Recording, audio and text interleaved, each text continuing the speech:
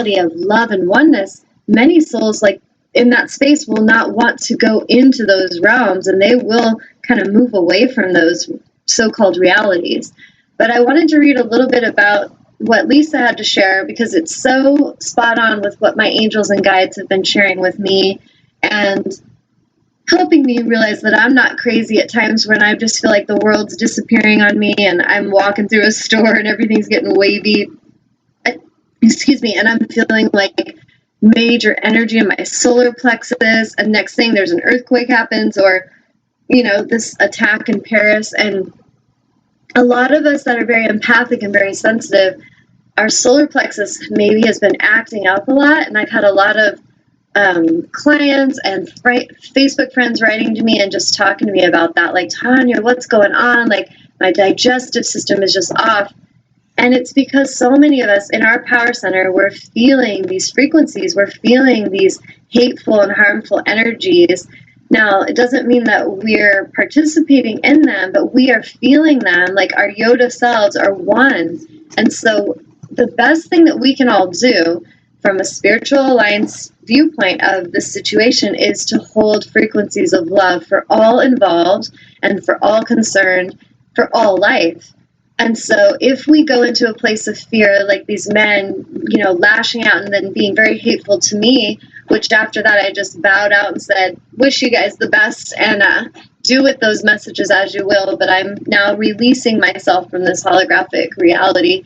And we really, you know, we need to look in ourselves when a person is just reactively responding with hate and they want to go and harm another, someone they don't know, and they just feel justified in revenge and hatred. It's really those people that they are looking at that are getting their attention, that are being hateful, are an aspect of self. They're actually seeing a part of their own self that they don't want to acknowledge. And a lot of us, if we can use these kind of life situations powerfully and truthfully and honestly, we can shift within. And so it's so easy for us, like I think Dalai Lama just quoted, you know, that it's so much more powerful when we can look at some aspect of ourself that needs to be shifted, like look at what needs to be healed within, rather than point the finger of what everyone else should be healing.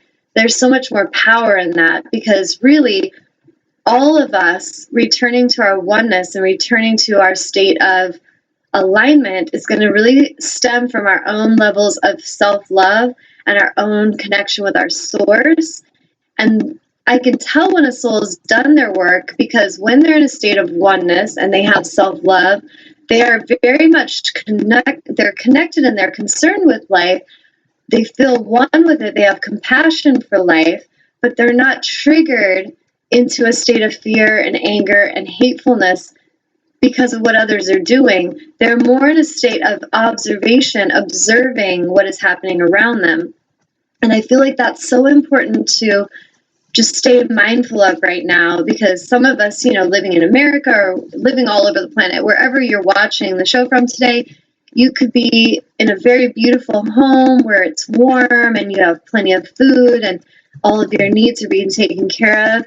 And I would encourage you to just stay in a space of gratitude for that. Stay in a space of just joy and gratitude and love, and knowing that these stories touch us of others that are going through things. Send frequencies of love, send your prayers, whatever you believe in, whatever symbol you resonate with, whether it's a prayer or a meditation, or you're just, you know, sending healing frequencies, whatever it is.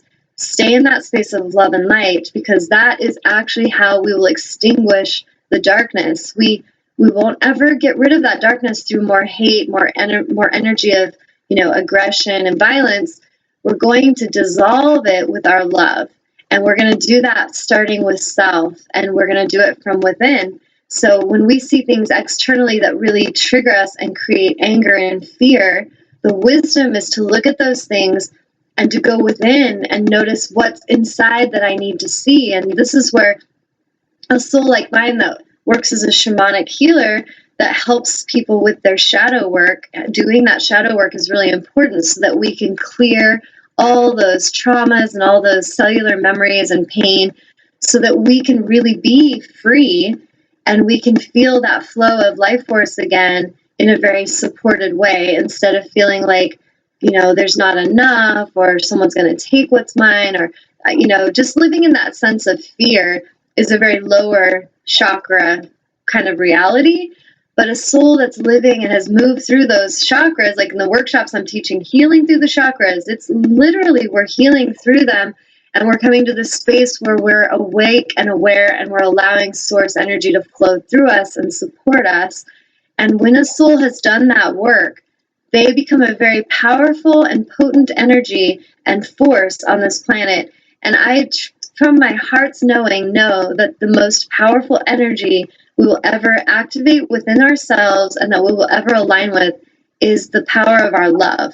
And that is the most powerful force in the universe. And so if any of you are feeling scared right now, or you're feeling vulnerable, let yourself feel those emotions. It's really important. This morning I woke up and my tummy just felt all rumbly and churning like a washing machine. And I was just like, what is going on? And I just kind of meditated. I spoke with my beloved, and we just kind of shared our messages, and I was processing things. And then from there, I started to have tears just flow, and I was processing all that and just allowing the energy to move through me.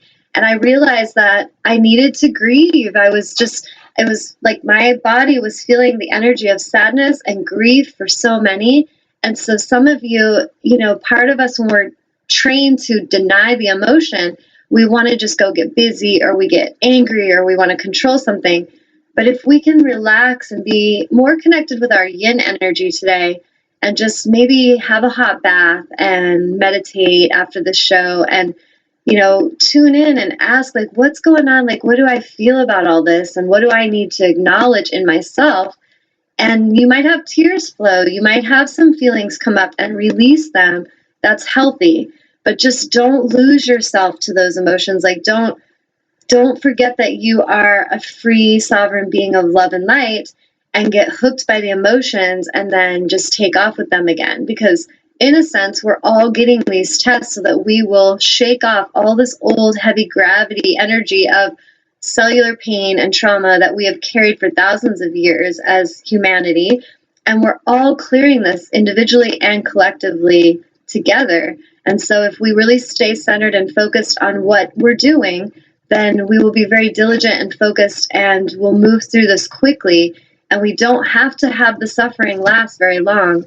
And certain souls, if we can understand the divinity of everything, there are souls that create soul contracts that come in with an intention to create a certain situation, to create an awakening or a shift for their families, for their loved ones, for their societies, and for the planet. And so these souls that chose to go out in this way in Paris and in different countries, in Kenya and Syria, there's all kinds of souls right now that are very out loud using their soul contracts to wake up humanity.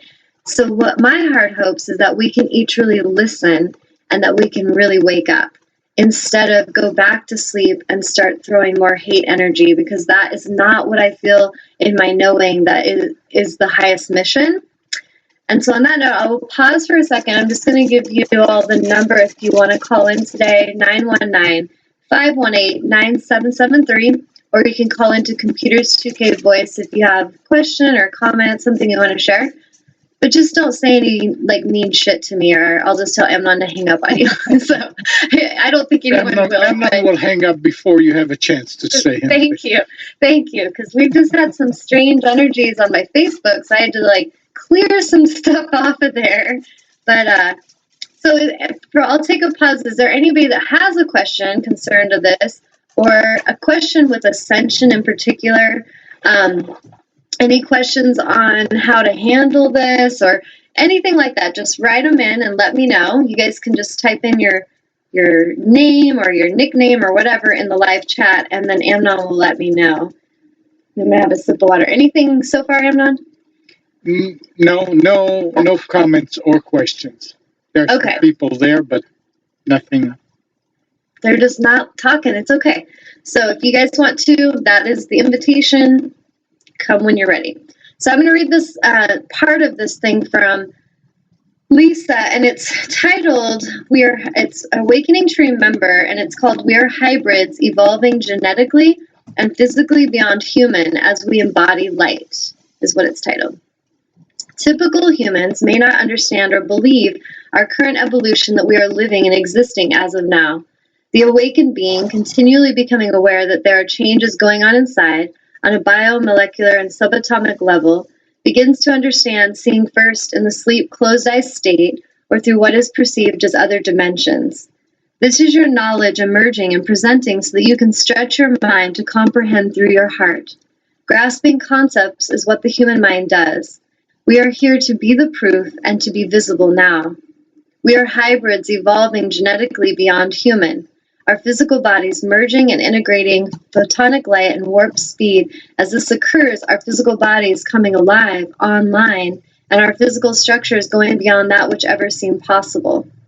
We are genetic hybrids, our human organs, tissue, and bones transforming through the embodiment of cosmic light. This light activates that which was dormant within our encoded bodies, the dormant DNA, and held our advanced coding that is activated continually now, taking short breaks to cycle through old dimensions, timelines, and frequency bandwidths to clear out any old programs still held within. And so if we, just looking at that, if we can see it from a soul level, these people that are going through violence and hate and terrorism and conflict, they're all clearing out their own frequencies and their own traumas that is a part of their own soul contract and their own evolution. And this is where, so, like, you know, maybe at one point we just looked at the world and we're like, how do we like help everybody in Africa? And when I was younger as a child, I couldn't really watch the news because I felt so much compassion for everyone, but I felt powerless to help anyone. I'm just like, there's so many people and there's so much pain and suffering. And when I started to understand, and as I matured, I got to understand, as the empath I was, that when I remember to stay in alignment with the laws of attraction, my power and my frequency is very potent and very powerful, but I have to be very mindful of my focal point. And so if you remember how many times on this show we have talked about laws of attraction and vibrational frequency and that everything is energy, it is still the truth. And we have to remain in that space of understanding that everything's a frequency. Everything that we're focused on, we give energy to, and we start to magnify and magnetically draw into our reality. So if we are happily moving along in our day and then some devastating story happens and it triggers our attention, we start to look at it and we start to give it a lot of our attention. We start to go research more about it. We start getting fired up and fueled up and excited about it. We start drawing more and more energy to us personally connected to that energy. Now, a lot of you deep down want good stuff. You want love, you want happiness, you want joy. But when we're not very mindful with where we hold our focal point, without meaning to, we start to co-create the insanity. We start to co-create the fear, the problems. Kind of like the movie I was sharing with you guys a while back, Femarllc, where she says there's two wolves and we choose which wolf we feed. We feed the wolf of doom and gloom, fear, anger, or we feed the wolf of hope, love, light, prosperity, abundance, all that good stuff. And so a soul on the planet, being in the world but not of the world, can really observe a lot of movies going on, but we choose consciously which movies we choose to give our energy to and our attention to. And so right now, it may seem really important to give your energy and your attention to a lot of the pain and suffering in Paris, but I would encourage you to check in with yourself and really see what is that doing to you in this now moment. When you're focused on that fear and pain, do you feel at ease? Do you feel peace? Do you feel hope? Or do you start to feel fear, tension, anxiety, stress? And if those are the feelings you're experiencing, I would encourage you to remember the amazing, intelligent being you are and to just get back in your alignment with your source and re-choose and realign where you're going to make, where you're going to choose to hold your gaze and hold your focal point, because it all comes down to that. So It's not saying that we're denying what's happening on a planet full of thousands of millions, actually millions of holographic